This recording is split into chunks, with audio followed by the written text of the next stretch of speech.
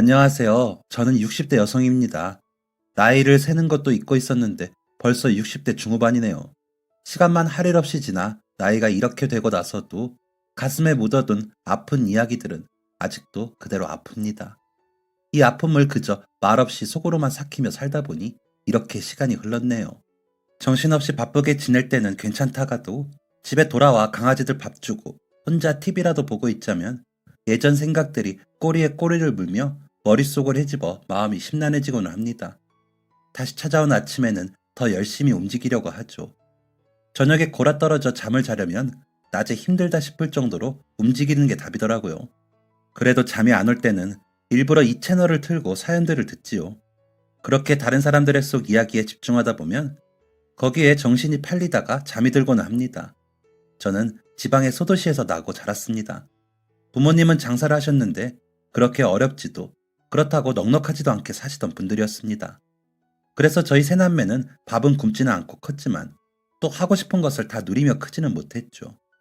언니와 남동생은 그런 생활에 크게 불만을 갖지 않는 사람들이었던 반면 저는 불만이 많은 아이였습니다. 함께 장사하시는 부모님 덕에 초등학교 입학 때부터 혼자 모든 걸 챙겨야 하는 환경이 싫었고 그럼에도 칭찬보다는 못한 것에 대한 혼이 나야 하는 것도 싫었고요. 저보다 한 살 많은 언니는 저보다 3살 어린 남동생을 챙기느라 정신이 없는 것도 싫었고 그런 불만들이 쌓일수록 저의 소망은 지긋지긋한 이 집구석을 떠나는 일이었죠. 부모님 품 안에 있는 게 얼마나 감사한 일이었는지 지금은 알지만 그때는 몰랐으니까요. 부모님은 매일 새벽에 나가 저녁 무렵 돌아오셔서는 언니와 동생에 대한 칭찬만 하셨습니다. 저에게는 이건 너가 해야지. 언니는 동생 보느라 바쁜데 너는 하는 것도 없으면서 뭘 한 거야? 게을러가지고 큰일 났다. 라고 소리치시기가 일쑤였습니다. 하지만 저는 제 몫의 일을 하지 않은 적이 없습니다. 남동생이 어지르고 언니가 뒷수습을 하다가 마저 못하면 그건 제 탓이 되었던 거죠. 그래서 남동생이 참 미웠습니다. 그때는 그 아이가 어떤 아이인지 이해가 안 됐으니까요. 그저 좀 남들과는 다른 아이라고 생각했습니다. 말을 좀 못하고 갑자기 소리를 지르고 뛰어다니는 행동들이 그저 말썽쟁이라서 그런 거라고 생각했으니까요. 하지만 점점 클수록 알겠더라고요. 동생은 아픈 아이였습니다. 요즘 들어 드라마 덕에 더 알려진 흔히 자폐라고 부르는 발달 장애였던 거죠. 언니는 그걸 일찍 이해했는지 동생을 잘 챙겼습니다. 저는 그 아이가 아픈 걸 알고 나서도 그저 싫어하고 미워하기만 했습니다. 그리고 차라리 내가 아픈 아이였으면 좋겠다는 철부지 생각까지 했습니다. 저는 일평생 가져보지 못한 관심과 사랑을 그 아이는 받고 있었으니까요. 그게 부러웠던 거죠. 할머니는 가끔 오셔서 저에게 너가 뱃속에서 자리를 잘 틀고 나왔어야지. 동생이 안 아프게 태어났을 텐데 아주 내가 심란해서 라면서 제 탓을 하시기도 하셨기에 저는 집안의 모든 미움을 제가 받고 있다고 생각했거든요. 그래서 그 아이가 받는 관심과 사랑을 시샘하고 탐했습니다. 중학교에 갈 때쯤에는 더 심해졌습니다. 덩치가 커질수록 더 말을 안 듣고 폭력적으로 행동하는 그 아이와 다투는 일이 많아졌죠.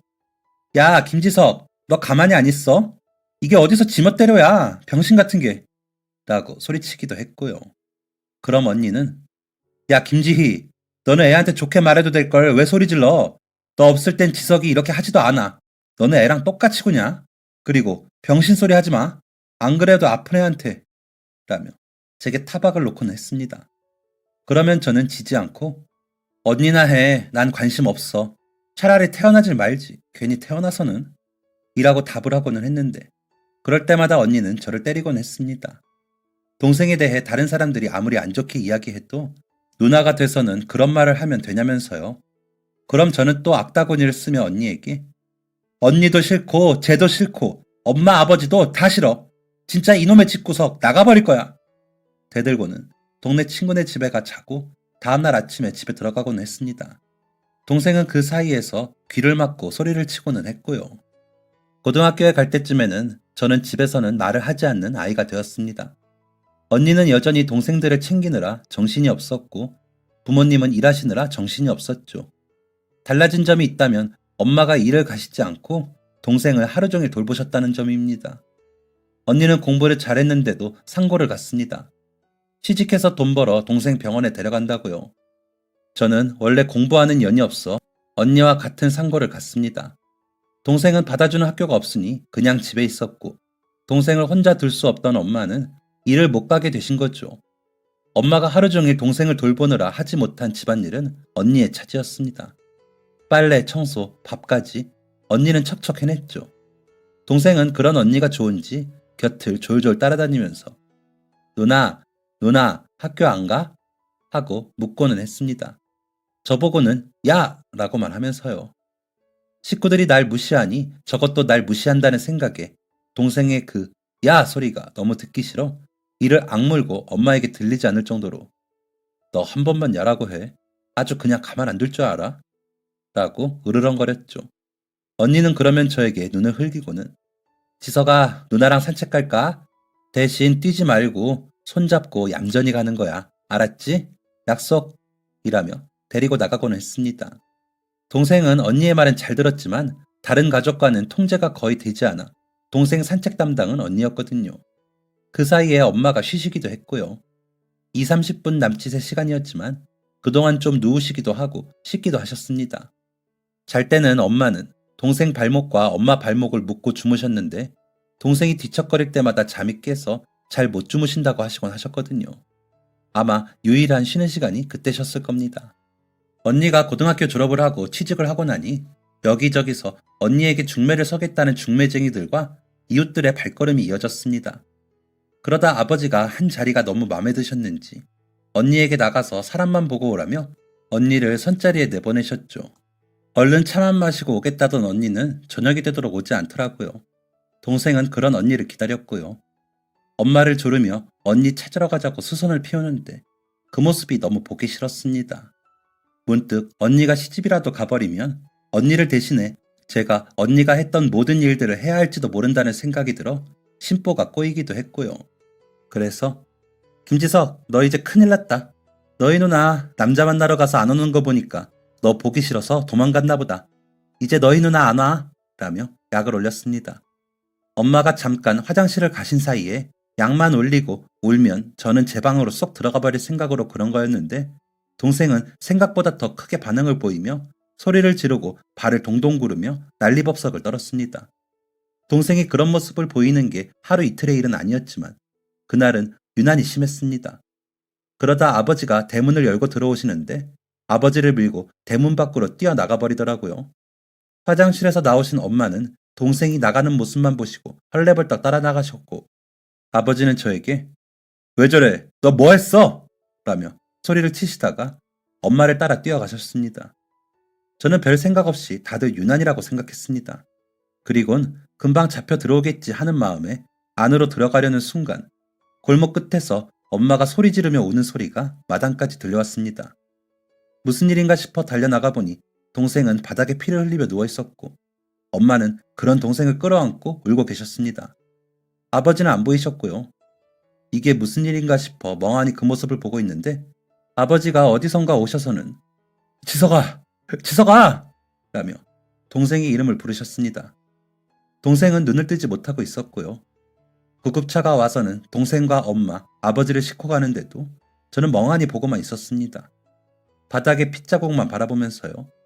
동생은 제 말을 듣고 흥분한 상태로 골목을 달려나가다 오토바이와 부딪히며 뒹굴게 되었다고 했습니다. 오토바이 운전자는 술을 마시고 집으로 돌아가는 중이었는데 달려나오는 동생을 보지 못해 사고가 났다고 하더라고요. 집으로 돌아가 동생과 부모님을 기다리고 있는데 언니가 들어왔습니다. 집이 텅 빈 것을 보고 다 어디 갔어? 지석이는? 이라며 눈이 동그래져 묻더라고요. 저는 차마 입이 안 떨어져 말을 못하고 있는데 전화가 울렸습니다. 언니는 달려가 전화를 받고는 가, 일어나! 라며 저를 끌고 집을 나섰습니다. 그러면서도 문 잠그고 불 다 끄는 것까지 다 챙겼던 것 보면 언니는 참 살림꾼이었습니다. 언니와 병원에 도착해보니 동생은 수술실에 들어갔고 엄마는 온통 피범벅이 되어 다리와 팔에 붕대를 감고 계시더라고요. 동생을 잡으려다 놓치면서 넘어지셨는데 상처가 꽤나 컸는지 붕대가 넓게 감겨 있었습니다.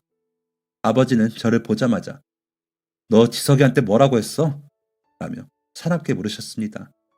그러자 엄마와 언니는 돌아보며 저를 노려보듯 보더라고요. 사실대로 말하면 큰일이 날 것 같아. 언니 찾는 것 같기에 기다리라고 했는데 라고 거짓말을 해버렸습니다. 아무도 그 말을 의심하지 않더군요. 그 아이가 발작을 일으키듯이 난리를 피우는 건 하루 이틀이 아니었으니까요. 엄마는 지친 표정으로 벽에 기대셨고 언니는 그런 엄마의 손을 잡고 엄마를 보살폈습니다.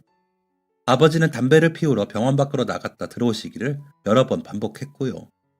저는 수술실 밖 벤치에 앉아 고개를 숙이고 있었습니다. 두려웠습니다. 동생이 저대로 잘못될까봐 두렵기도 했고 동생이 깨어나 제가 한 말을 전하고 가족이 저를 탓하고 더 미워할까 두려웠습니다. 안 그래도 사랑받지 못하는 제게는 미움받는 것 또한 큰일이었으니까요. 하지만 그러면 안 되는 것이었습니다. 그저 동생이 무사히 깨어나길 바라고 바랐어야 했습니다. 아니, 저는 동생을 약올리지 말았어야 하는 게 맞죠. 동생은 그날 하늘의 별이 되어버렸으니까요. 아무것도 모르고 좋아하는 것만 찾던 동생은 그렇게 저희 가족 곁을 떠나버렸습니다. 넘어지면서 머리를 많이 다쳤다고 하더라고요. 피도 많이 흘렸고 다친 부위가 커 수술을 하면서 어려움이 많았다고 의사 선생님께서 그러셨거든요. 엄마는 동생의 사망 선고를 듣고 그 자리에 주저앉아 사고 때보다 더 크게 소리를 내며 울부짖듯 우셨습니다. 아버지는 벽을 치며 고개를 떨어뜨리며 우셨고요. 언니는 손을 모아 입을 막으며 눈물을 주룩주룩 흘리더군요. 저는 그런 가족들을 바라보며 뒷걸음질 쳤습니다. 저 때문에, 제가 한 말 때문에 동생이 그렇게 되었으니까요. 다리가 후들거리고 머리가 아득해졌습니다. 서는 법도 앉는 법도 모르는 사람처럼 온몸의 피가 머리 뒤편으로 빠져나가는 것 같은 느낌이 들더니 그 다음은 기억이 나질 않습니다. 정신이 들어 눈을 떠보니 제가 침대에 누워있고 팔에 링거가 들어가고 있더군요. 주변에는 아무도 없었습니다. 주변에 웅성거리는 소리가 들렸지만 일어설 수 없었습니다. 그저 눈물만 나더라고요. 제가 훌쩍이자 주변을 지나던 간호사가 저를 내려다보더니 정신이 드세요? 병원 복도에서 쓰러지셨어요. 가족분들은 장례식장에 계신다고 깨어나면 내려오시래요. 지금 움직이지 마시고 이거 다 맞고 내려가세요. 안 그러면 또 쓰러지세요. 라며 가더군요. 어떻게 해야 할까 너무 고민스러웠지만 장례식장에 내려가는 게 두려워 그냥 링거를 맞고 있었습니다. 하지만 링거가 다 들어갈 때쯤이 되자 언니가 저를 데리러 왔더군요. 눈에 눈물을 그렁그렁 담은 채로 지희야 가자. 가서 지석이 잘 보내주자. 너도 많이 놀랐지? 얼마나 놀랐으면 쓰러지기까지 해. 가자. 일어날 수 있겠어? 라며 다정한 말투로 저를 챙기는 언니를 보며 저는 죄책감이 더 심해지는 것을 느꼈습니다. 하지만 언니에게 사실대로 말할 수는 없었습니다. 죄책감만큼이나 두려움이 컸으니까요. 동생의 장례는 저희 가족의 우는 소리만 가득한 채 진행됐습니다. 오신 손님들도 눈물을 흘리셨고 별 말도 없이 식사도 조용히 하시고 가셨습니다. 그러다 발인을 앞둔 날 밤 난리가 터지긴 했습니다. 멀리서 오신 외할머니는 엄마 손을 잡고 울기만 하셨습니다. 문제는 친할머니셨죠. 눈물 한 방울 흘리지 않으시더니 고모와 엄마 곁에서 들으라는 듯이 이게 얼마야? 무슨 자식 장례를 이렇게 화려하게 하냐? 어차피 성치도 않는 애 간 게 뭐 그리 대수라고. 이럴 정신이 있으면 부모한테나 하지. 돈이 썩어난다. 라며 혀를 차셨습니다. 곁에 앉아있던 언니는 엄마를 감싸 안았고 저는 내가 할머니를 닮았구나. 내가 그래서 그런 못된 말을 한 거였어. 라며 멍하니 할머니를 봤습니다. 어머니를 쏘아보며 입을 실룩거리는 모습이 징그럽다고 생각하면서요. 아버지는 그 말을 듣고 어머니! 라며 소리를 치시며 일어나셨는데 그와 동시에 외할머니가 사돈, 대체 이게 무슨 소리입니까? 어떤 부모가 자식이 죽었는데 애달프지 않겠어요. 사돈, 그런 말씀 다 김서방 속에도 가시가 됩니다. 제 딸이 아무리 부족한 며느리여도 손자 장례식에서 그러시는 거 아닙니다. 라며 거함을 치시더라고요. 외할머니는 때마다 동생이 좋아한다는 식재료를 바리바리 싸서 가져오시고는 했는데 그때마다 동생은 외할머니를 알아보지도 못했습니다. 그런데도 외할머니는 동생을 끌어안고 쓰다듬으며 예쁘다고 하셨죠. 엄마가 고생할까 걱정을 하시면서도 동생 예뻐해주라고 당부에 당부를 하시고 가시곤 했습니다. 그에 반해 친할머니는 어쩌다 저런 게 나와서 온 식구가 고생이다 라며 동생 곁에도 앉는 걸 싫어하셨습니다. 그렇다고 언니와 저를 예뻐하지도 않았죠. 지척에 사시면서도 잘 와보지도 않다가 그저 돈이 필요할 때나 고모들 뭐 해주라고 할 때만 오셔서 온 집안을 살피며 꼬투리 잡을 생각을 하셨으니까요.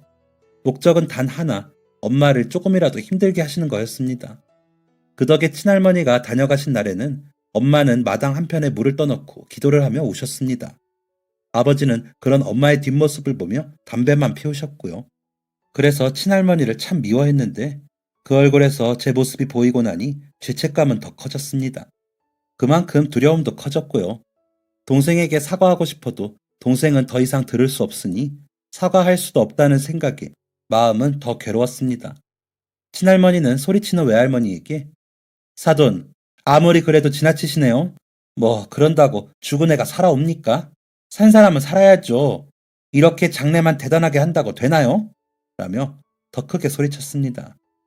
고모들은 곁에서 저희 엄마도 속상하니까 하시는 얘기잖아요. 솔직히 쓸데없는 돈 쓰는 것도 맞고요.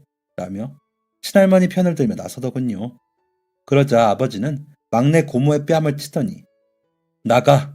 다시는 안 보고 살 거니까 찾아오지도 말고 그동안 하나밖에 없는 아들이라고 돈 달라면 돈 주고 사달라면 사주면서 그렇게 해줬는데 뭐가 어째? 내 자식 장례식장에서 할 소리야? 어머니도 그러시는 거 아닙니다. 아무리 돈이 좋아도 손자 가는 길에 그러시는 거 아니에요. 가세요. 저는 이제 어머니 아들 안 합니다. 라며 친할머니와 고모들을 장례식장 밖으로 내쫓으셨습니다. 나가면서도 시끌벅적하게 나가면서 친할머니의 한탄이 들렸지만 아무도 내다보지 않았습니다. 그 모습을 보며 저는 역겨움과 두려움을 느꼈습니다. 미안한 마음도 더 커졌고요. 동생의 영정사진을 보며 눈물만 흘렸습니다. 그런다고 제가 지은 죄가 사라지진 않지만 그래도 눈물이나 울었습니다. 동생의 발인이 끝나고 근처 공원 묘지에 동생을 묻어주고는 집으로 돌아왔는데 집이 너무 낯설게 느껴졌습니다. 저희가 살던 집이었는데 다른 집 같았습니다. 동생만 없을 뿐인데 집이 텅 비어버린 것 같았습니다. 엄마는 동생의 영정사진을 가지고 방으로 들어가 누우시더니 나오지 않으셨습니다. 아버지는 술을 안주도 없이 들이키시더니 마루에서 잠이 드셨고요. 언니는 옷을 갈아입더니 집안 곳곳을 정리하기 시작했습니다. 매일 그랬듯이 열심히 쓸고 닦고 하더군요. 그러더니 저에게 지희야 목욕탕이나 가자. 언니가 때 밀어줄게. 라고 하더군요. 언니의 부은 눈을 보고 저는 조용히 따라 나섰습니다. 목욕탕에서 목욕을 하면서도 불안했습니다. 언니가 제가 한 짓을 알고 물어볼까봐 두려웠거든요. 하지만 언니는 지석이가 너 많이 좋아했어. 언니랑 산책 갈 때마다 지희는 왜 나 싫어해? 라고 물어봤는데 너가 무서워서 가까이 못 간 거야. 너가 모르는 줄 알았는데 이번에 보니까 너도 지석이 많이 생각하더라. 언니가 그동안 서운하게 한 거 미안해. 라며 제 등을 밀어주더라고요. 저는 그 말을 듣는데 돌아보지도 못하고 고개 숙여 흑흑거리며 울었습니다. 동생에게 너무 미안하고 가족들에게 미안하고 제가 지은 죄가 더 크게 다가와 어쩔 줄을 모르겠더라고요. 그저 우는 일 말고는 할 수 있는 게 없었습니다. 언니는 그런 제 마음도 모르고 그저 제 등을 묵묵히 밀며 울더라고요. 그런 언니를 보며 저의 죄책감은 더 커졌습니다. 일상으로 돌아간 저희 가족은 전으로 돌아가지 못했습니다. 엄마는 매일 밤마다 우셨고 언니는 계속 집안일을 했지만 산책을 가지 않았습니다. 아빠는 저녁과 함께 술을 드셨습니다. 그리고 아무렇게나 구겨 누워 아무 데서나 잠이 드셨습니다. 저는 더 이상 못되게 굴지 못했습니다. 언니를 도와 청소도 잘하고 빨래도 먼저 나서서 하게 됐습니다. 언니는 전에 서늘본 집에서 마음에 든다며 결혼 이야기가 나왔습니다. 언니가 시집가는 준비를 하는 동안 저는 졸업을 하였고 지역에 있는 건축 사무실에 취업이 되어 출근하기 시작했습니다. 그러는 동안 친할머니는 고모들을 앞장 세워 몇 번 찾아와 너희가 부모 알기를 이렇게 하니까 그런 안 좋은 일도 일어나는 거야. 그리고 솔직히 걔 없어서 더 편한 거 아니냐? 지희야, 안 그래? 라며 행패를 부렸습니다. 저는 뭔가 알고 저에게 묻는 건가 싶어 괴로웠습니다. 그래서 대답도 못하고 가세요. 제발 가시라고요. 라며 울었고 아버지는 말도 없이 고모들과 할머니를 밀어냈습니다. 언니는 고모와 할머니 면전에 소금을 뿌리며 울었고요. 엄마는 아무 말 없이 베개를 베고 누워 어깨를 들썩이며 흐느끼셨습니다. 동생이 없는 저희 집은 전보다 엉망진창이었고 눈물만 넘쳐났습니다. 그중 저는 죄책감으로 가족들 곁을 맴돌며 걷돌았습니다. 전에는 사랑을 바랄 수라도 있었지만 동생이 잘못된 후에는 그러지도 못하고 더 괴로워졌습니다. 언니는 결혼 날짜를 잡고 저에게 지희야, 언니가 자주 올게. 그래도 이제는 너가 엄마 아빠 도와야 해. 지석이 없어도 너가 많이 라며 울면서 부탁을 하곤 했습니다. 언니가 우는 모습을 보며 저는 고개를 끄덕였지만 속으로는 다른 생각을 하고 있었습니다. 동네 친구인 영숙이가 서울에 커다란 미용학원이 있는데 거기 가서 미용을 배우면 큰 미용실에 취직을 할 수 있고 그럼 유명한 배우나 가수들도 보고 돈도 많이 번다며 같이 가자고 하더라고요. 학원비만 모아지면 영숙이와 서울로 갈 생각을 하고 있었던 거죠. 그때는 그냥 그러는 게 좋겠다고 생각했습니다. 집이 아닌 어디라도 좋다고 생각했을 거예요. 집은 저에게 마치 감옥 같았거든요. 고개 어디를 돌려도 동생이 생각나 괴로웠고 가족들의 눈물에 제가 잠겨 숨이 막히는 것 같았습니다. 언니가 결혼식을 올리고 집은 더 허전해졌습니다. 엄마는 전보다 집안일을 하셨지만 저에게 말을 걸거나 아버지와 대화를 하지 않으셨습니다. 아버지도 술만 드실 뿐 별 말이 없으셨고요. 저는 그런 부모님의 침묵을 제게 가해지는 형벌이라고 생각했습니다. 하지만 그저 받아들이기만 하기에 견디기가 어려웠습니다. 언니가 결혼을 하고 4개월쯤 뒤 취직을 한 지는 1년여 만에 저는 영숙이와 서울로 발걸음을 옮겼습니다. 처음엔 기숙사에서 지냈습니다. 말이 기숙사지 한 방에 10몇 명씩 빼곡히 누워 지내는 곳이었습니다. 개인 짐은 베개 위에 돌돌 말아놓고 옆 사람과 어깨를 맞대며 잠이 들어야 했습니다. 음식이라고는 점심때나 돼야 밥알을 볼 수 있었습니다. 미용 기술을 배우기보다 머리카락 쓸기, 파마 로트와 파마지 닦고 빨아 물 빼놓기, 거울 닦기, 가위와 빗 정리, 고데기 정리 등등의 잔심부름을 했습니다. 영숙이는 이럴 줄 알았으면 안 왔다며 툴툴거렸지만 저는 그곳이 편했습니다. 몸은 고됐고 생활은 불편했지만 아무 생각을 하지 않아도 되니 마음이 훨씬 편하다고 생각했거든요. 그렇게 한 4개월쯤 지났을 때 영숙이는 도저히 그렇게는 못 지내겠다며 다시 고향으로 돌아가겠다고 했습니다. 그리고 짐을 싸 도망치듯 가더라고요. 하지만 저는 돌아갈 곳이 없었습니다. 부모님과 언니가 보고 싶었지만 돌아가서 다시 죄책감과 두려움으로 시간을 보낼 수는 없었습니다. 그러다가는 정말 제가 어떻게 될 것 같았거든요. 그래서 버텼습니다. 그 버팀은 곧 아무 소용이 없어져 버리긴 했지만요. 미용학원은 갑자기 문을 닫았고 원장이라는 사람은 찾을 수가 없었습니다. 흔히 취업 사기라고 부르는 거라고 하더라고요. 돈을 받고 자격증 따게 해준다고 해놓고 도망가 버리는 거요. 하루아침에 오갈 데가 없이 돈도 떨어져 버린 저는 어떻게 해야 할지를 몰랐습니다. 제 수중에 있는 돈으로는 일주일도 못 견디고 길거리에서 지내야 할 판이었고요. 당장에 잘 것도 없어졌다는 생각에 멍해지더군요. 그런 저를 본 한 방을 쓰던 언니가 우리 집이 여관하는데 가서 나랑 좀 지낼래? 가서 수건 좀 개키고 방 청소도 좀 하고 그러면 우리 엄마도 쫓아내진 않을 거야. 그러면서 뭘 할지 생각해봐 라고 하더라고요. 선택의 여지도 없이 저는 언니를 따라 나섰습니다.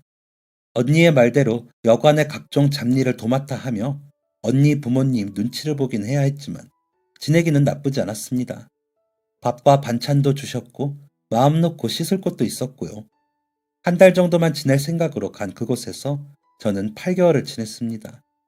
그러다 그 사람을 만났습니다. 일하고 있는 제게 혹시 오늘 저녁에 같이 걸을래요? 라며 말을 걸더군요. 처음에는 무슨 수작인가 싶어 모르는 척 했는데 책을 쑥 내밀더라고요. 읽어봐요. 좋아할 거예요. 라면서 웃는데 사람이 좋아 보이더군요. 책은 김소월 시집이었는데 초혼이라는 시가 적힌 부분이 접혀 있더군요. 언니는 그걸 보더니 야, 너 이름 부르다 죽으려나 보다 라며 킥킥거렸습니다. 누군가 저에 대한 호감을 표시했다는 사실만으로 제 가슴은 설렜습니다. 그래서 그 사람이 시집 마지막 장에 적어놓은 대로 근처 다방에 가서 만났습니다. 그 사람은 저보다 나이가 10살이나 많았습니다. 보기에는 그래 보이지 않았는데 나이가 많아 놀랬죠. 작가가 꿈이라고 했습니다. 집에서는 자꾸 다른 일을 하라고 해 도망쳐 여관살이를 한다며 웃을 때 생기는 보조개가 마음에 들었습니다. 그렇게 그날 이후 저희는 같이 산책을 하고 같이 책을 읽고 그 사람의 감상을 들으며 저는 배웠습니다. 그러다 임신이라는 것을 알았죠. 남자는 제가 임신한 것을 알고 어디론가 가더니 일주일 동안 나타나지 않더니 돌아와 가자. 좋은 집은 아니어도 우리 둘이 지낼 집은 구해서 가야지. 여간방에서 애를 낳을 순 없잖아. 라며 웃었습니다. 제가 좋아하는 그 보조개가 깊이 팬 그 웃음을 믿고 따라갔습니다. 식도 올리지 못했고 작은 방 하나에 부엌 하나 딸린 집에 살면서도 남편과 저는 행복했습니다. 아이가 태어나면 더 행복해질 것 같았습니다. 남편은 글을 쓰겠다는 소망을 미뤄두고 여기저기 다니며 닥치는 대로 일을 했습니다. 그러다 어느 대학에 청소 일을 하게 되어 월급을 받게 되었다며 좋아하더라고요. 일정한 수입이 생겼다는 사실에 저 역시 기뻤습니다. 아이가 뱃속에서 발길질을 할수록 미래에 대한 걱정이 되기는 했거든요. 차근차근 모으면 점차 살림이 좋아질 거라 믿었습니다. 그러다 가을이 깊어가는 어느 날 아이는 태어났습니다. 아들이었죠. 남편의 웃는 얼굴을 닮은 아이는 눈을 감고 젖만 빠는데도 저에게 세상 모든 걸 선물해줬습니다.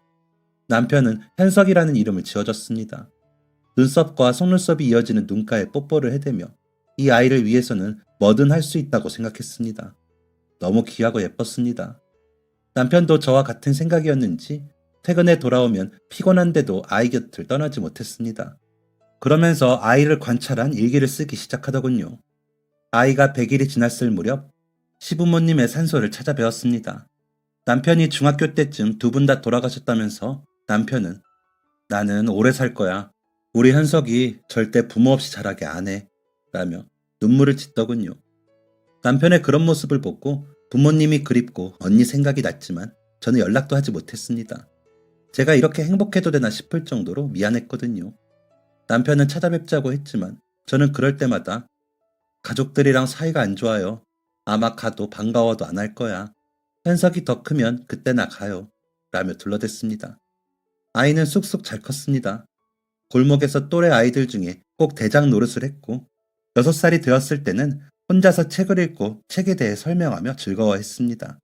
아이가 7살쯤에는 구룡마을이라 불리는 강남의 판자촌으로 이사를 했는데 남편 말로는 거기서 좀 지내다 제대로 된 집으로 이사를 하자고 했습니다. 맨 땅에 대충 나무로 지은 집은 빛도 잘 들어오지 않았고 따닥따닥 붙은 탓에 오고 가는 길도 비좁았지만 아이는 불평 한 번을 안 하고 자랐습니다. 저와 남편에게 편지도 잘 썼고요.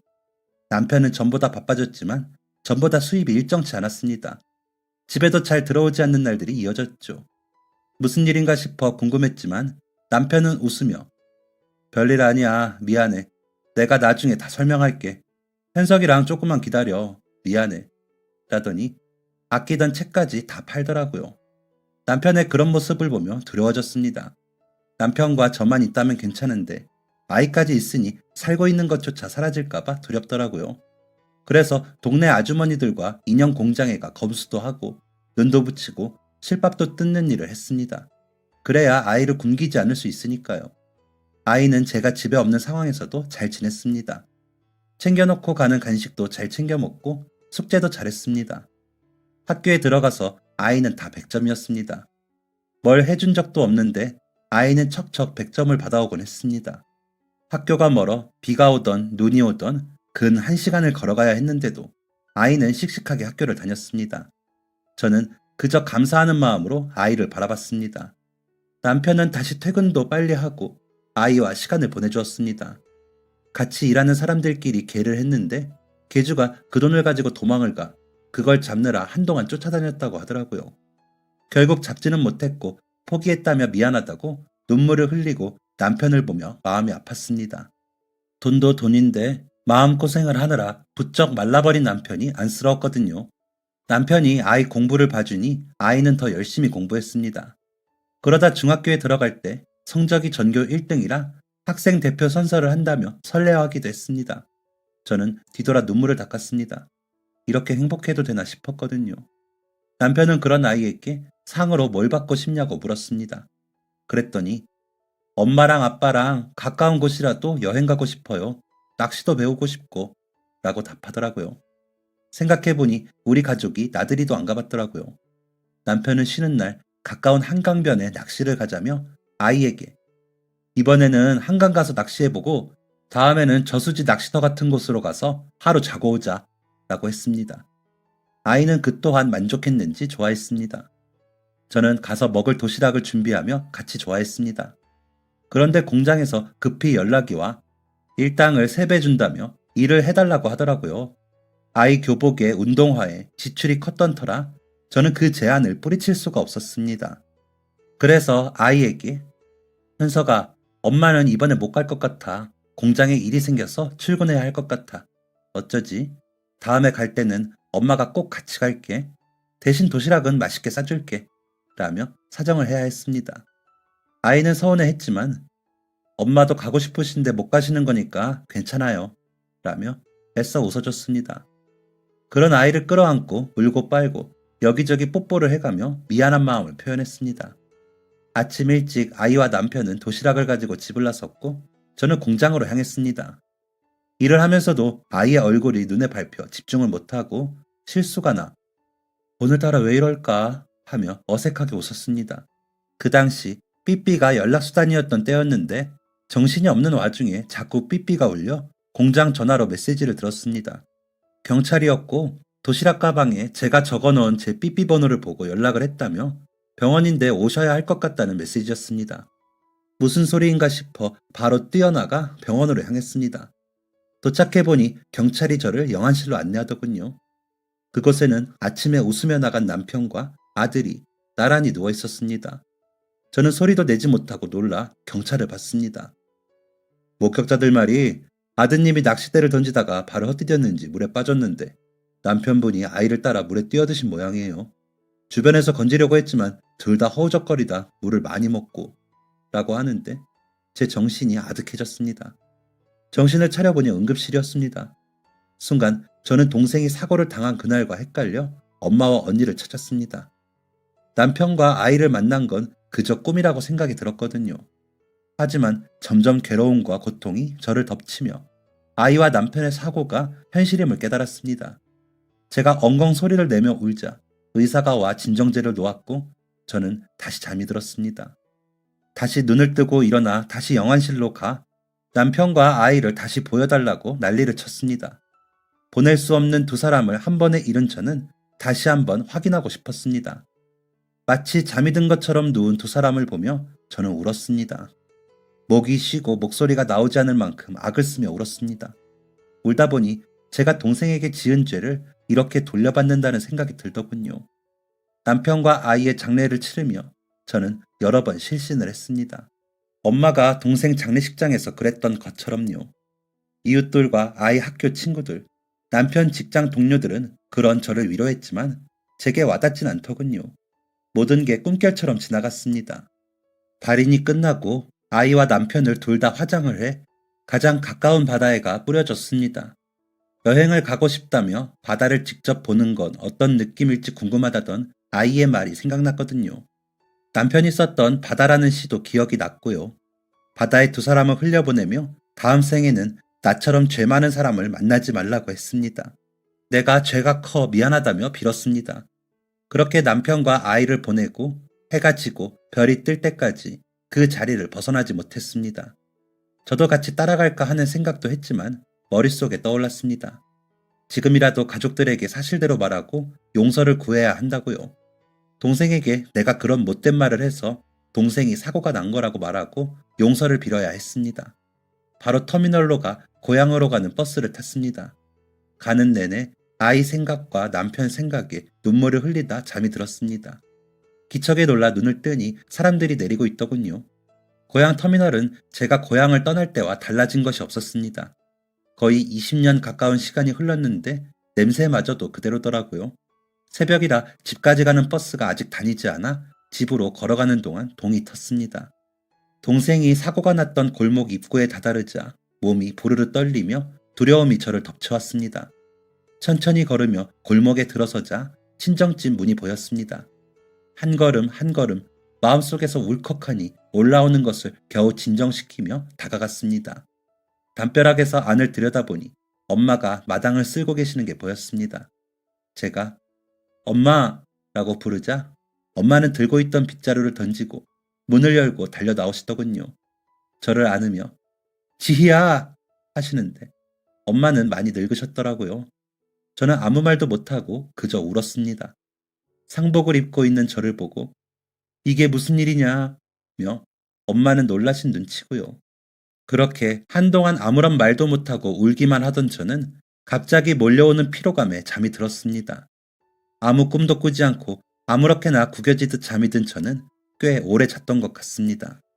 일어나 보니 어머니는 음식을 하고 계셨고 언니와 형부가 와 있더라고요. 처음 보는 조카들은 어색한 듯 인사를 했습니다. 조카들을 보자 아이 생각에 왈칵 눈물이 났습니다. 언니는 너 이게 뭐야? 20년 만에 나이 40이 돼서 상복을 입고 나타나면 어떡해? 라며 묻더군요. 언니의 물음에 눈물만 흘리던 저는 남편과 아이의 사고에 대해 말을 했습니다. 그리고는 사실 지석이 그렇게 만든 거 나야. 내가 놀리려고 언니 이제 안 온다고 그랬더니 지석이가 흥분해서 아버지 들어오시는데 밀고 나간 거야. 근데 그렇게 사고 나라고 그런 건 아니고 잘못했어. 미안해. 내가 나빠서 우리 남편이랑 아들이 그렇게 된 것 같아. 차라리 내가 죽었어야 했는데. 그래서 사과하러 왔어. 안 그러면 안 될 것 같아서. 라며 울었습니다. 한동안 아무도 말을 하지 않더군요. 그러다 엄마가 저를 안으시더니 그래서 집에도 못 오고 마음만 졸이느라 20년을 살았냐? 아이고, 너희 아버지 돌아가시고도 못 오게 연락을 그래 딱 끊고 살아? 영숙이 내려오고 너희 아버지가 너 찾으러 서울 갔다가 몇 번을 허탕치고 왔는지 알아? 이 미련 곰탱아. 라며 우시더라고요. 언니는 그래, 앞으로도 사죄하면서 살아. 죽지 말고 살아. 살면서 갚아. 하며 울더군요. 형부는 그런 언니를 다독여주고요. 아버지는 제가 가기 전 4년 전쯤 심장마비로 돌아가셨다고 했습니다. 지석이 곁에 묘소를 만들어 같이 모셨다기에 다음날 가보기로 하고 잠이 들었죠. 아침이 되어 엄마가 주시는 옷을 입고 아버지와 동생 묘소에 인사를 갔습니다. 가서도 얼마나 눈물이 나던지 머리가 아프더라고요. 언니는 아버지가 쓰러지시기 전날도 너 보고 싶다 그러셨어. 라며 울더군요. 그렇게 고백을 했지만 제 마음의 짐은 사라지지 않았습니다. 아이와 남편이 없는 집으로 돌아가는 길이 너무 멀게 느껴졌거든요. 하지만 아이가 거기서 기다리고 있는 것 같아 안 갈 수 없었습니다. 엄마와 언니는 연락 꼭 하라며 제 삐삐 번호를 적어 벽에 붙였습니다. 터미널에서도 출발하는 버스를 따라오며 인사를 하더라고요. 그 모습을 보니 또 눈물이 났죠. 상복을 싼 보자기를 끌어안고 울었습니다. 집으로 돌아와 문 앞에 서서 크게 심호흡을 하고는 안으로 들어섰습니다. 여전히 어두컴컴하고 습한 집안에는 항상 불을 켜고 기다리던 아이가 없었습니다. 작은 상으로 만들어준 책상에 불을 켜고 숙제를 하다가 엄마! 하며 웃으며 반기는 아이는 어디에도 없었습니다. 밤이 늦도록 일을 하고 와 문을 열고 나왔어 라며 들어오는 남편도 없었습니다.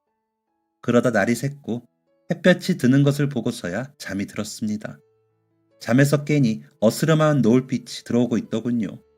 여전히 아이는 없었고 남편은 돌아오지 않았습니다. 5월 중순임에도 매서운 겨울처럼 한기가 느껴지더군요. 그렇게 또 해가 뜨는 것을 보고 잠이 들었습니다. 그러다 누군가 문을 거칠게 두드리는 소리에 눈을 떠보니 옆집 언니들이 문을 두드리고 있더군요. 문을 여니 있었네. 어디 다녀왔어? 라며 안으로 들어와 음식을 내려놓더니 정신 차리고 살자. 이게 뭐야? 현석이랑 현석이 아빠가 이 꼴을 보면 얼마나 속상할 거야. 라며 제 어깨를 잡더라고요. 언니! 라며 저는 그 자리에 주저앉아 또 울었습니다. 언니는 저를 안고 같이 울어주더군요. 언니가 돌아가고 밥을 했습니다. 반찬을 보니 허기가 돌더군요. 그래도 살겠다고 배가 고프더라고요. 밥에 불을 끄고 뜸이 들기를 기다리다가 문득 남편이 적은 아이 관찰 일기가 생각이 났습니다. 한 번도 열어본 적이 없는데 열어보고 싶어지더군요. 아이가 태어난 날, 아이가 처음 걸은 날, 아이가 엄마 소리 한 날 등등 아이에 대해서 꼼꼼히 적어놓은 그 일기를 읽다 보니 선명하게 그때가 느껴져 웃음이 났습니다. 그리고 그 시기 때 남편의 생각도 알게 되며 공감도 하고 안쓰러운 마음이 들기도 했고요. 고마운 마음도 들었죠. 남편은 아이가 저희에게 쓴 편지들도 붙여놨더라고요. 그렇게 밤이 늦도록 일기를 보다 보니 이대로 있을 수는 없었습니다. 언니 말대로 동생 몫과 아이와 남편 몫까지 열심히 살아야겠다고 생각했습니다. 그래야 받은 사랑에 대한 보답을 할 수 있겠더라고요. 그 일기에 아이 이야기와 함께 저에 대해서도 쓰여 있더라고요. 제가 힘든 현실에 아프지 않고 힘들지 않았으면 좋겠다고요. 살아야 했습니다. 그래서 생각이 난 게 장례식장에서 무슨 일이 있으면 연락하라며 명함을 주신 소장님이 생각이 났습니다. 그래서 동네 어귀에 있는 공중전화로가 전화를 드렸습니다. 안녕하세요. 홍기석 씨 아내 되는 사람입니다. 라고 말을 뗐더니 반가워하시더라고요. 그래서 다름이 아니라 일자리를 부탁드릴 수 있을까요? 남편이 하던 일도 좋고요. 라고 말씀을 드렸습니다. 그랬더니 다음날 다시 연락을 줄 수 있겠냐고 하시더라고요. 그래서 다음날 다시 연락을 드렸더니 저기 집가도 안 멀 거예요. 서초동에 있는 삼풍백화점이라고 알아요? 거기 부자들이 많이 가는 백화점이라 청소에 엄청 신경을 쓴대요. 홍 과장님 안 사람이라 내가 특별히 소개했어요. 당분간은 임시직인데 잘하면 뽑아줄 거예요. 내일 백화점 관리소장실에 가서 내가 보내서 왔다고 해요. 라고 하시더라고요. 다음날 아침 소장님 말씀대로 백화점으로 갔습니다. 멀리서도 눈에 띄는 분홍색 건물이 멋지다는 생각이 들더군요. 백화점 관리소장님은 백 소장님이 어지간해서 이런 부탁 안 하시는데 웬일로 하셨더라고요. 내일부터 바로 나오세요. 마침 저희가 인력이 급해서 바로 오시면 돼요. 내일 오시면 구역이랑 설명해드릴게요. 라고 하시더라고요. 월급은 남편이 받던 월급보다는 적었지만 저 혼자 생활하기는 적지 않았습니다. 백화점을 빠져나오며 다리에 힘이 풀려 잠시 가로수에 기댔는데 넓고 깨끗한 길에 높은 아파트 사이에 서 있는 분홍색 건물이 더 웅장해 보였습니다. 우리 아이는 저런 데서 옷 한 번을 못 사줬다는 생각을 하니 괜히 또 눈물이 나더군요. 그렇게 돌아서서 길을 걸으려는데 어디선가 나타난 작은 새끼 강아지가 저를 향해 달려오고 있더라고요. 마치 전에 저를 본 적이 있는 아이처럼 달려오는데 이상하게 우리 아이 같다는 생각이 들어 그 자리에 앉아 강아지를 안았습니다. 주변에 주인이 있나 싶어 주변을 두리번거렸지만 아무도 강아지를 찾는 사람이 없었고 강아지는 저의 손을 핥으며 낑낑거리더라고요. 한참을 강아지를 안고 기다려봤지만 주인도 어미도 나타나지 않더라고요. 순간 아이가 보냈다는 생각이 들었습니다.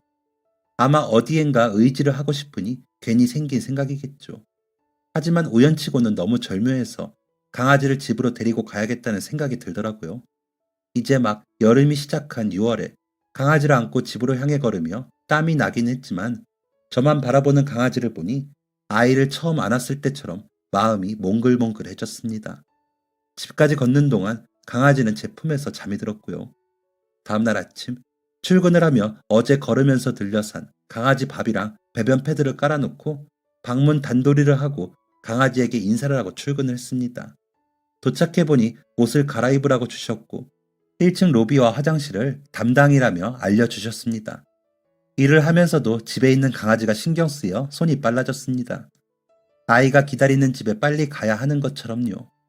퇴근을 하고 집에 가보니 강아지는 제가 깔아준 이불에서 배를 내놓고 자고 있더라고요.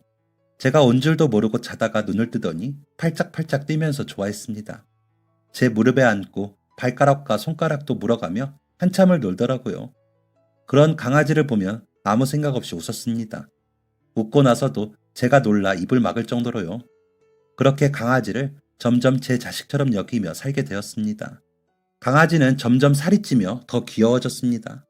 강아지를 보는 그 순간이 제 일상의 가장 즐거운 낙이 되었습니다. 아이 관찰일기 읽을 때와 동시에요. 그러다 6월 말이 되는 그날 갑자기 강아지가 토하고 힘들어하며 아팠습니다. 출근을 해야 하는데 강아지가 아프니 어떻게 해야 하나 고민을 하다가 일단 오전 청소를 하고 조퇴를 해서 강아지를 병원에 데리고 가야겠다고 생각을 했습니다. 아픈 강아지를 두고 나가는 발걸음이 떨어지지 않았지만 얼른 다녀오겠다는 말을 남기고 나섰습니다. 가지 말라는 듯이 낑낑거리고 제 바지 밑단을 물고 당기는 강아지를 겨우 달래놓고 출근을 했습니다. 관리소장님께는 제가 몸이 안 좋아 조퇴를 해야겠다며 부탁을 드리고는 허락을 받았습니다. 그때 관리소장님은 뭐 때문인지 정신이 없어 이상하다 싶었는데 휴식 시간에 말을 들어보니 5층 바닥이 뚫리고 천장에서 물이 샜다고 하더라고요. 그래서 정신이 없었나 보다 싶어 별 신경을 쓰지 않고 오전 청소가 끝나자마자 집으로 향했습니다. 점심도 먹기 전이니 12시쯤 백화점을 나섰던 것 같습니다. 서둘러 집에 도착해보니 강아지는 또 아무 일이 없었다는 듯이 놀고 있더라고요. 그래도 혹시 몰라 병원에 데려갔더니 많이 먹어서 체한 것 같아요. 강아지들도 과식하면 체해요. 적당히 주세요. 라고 하시더라고요.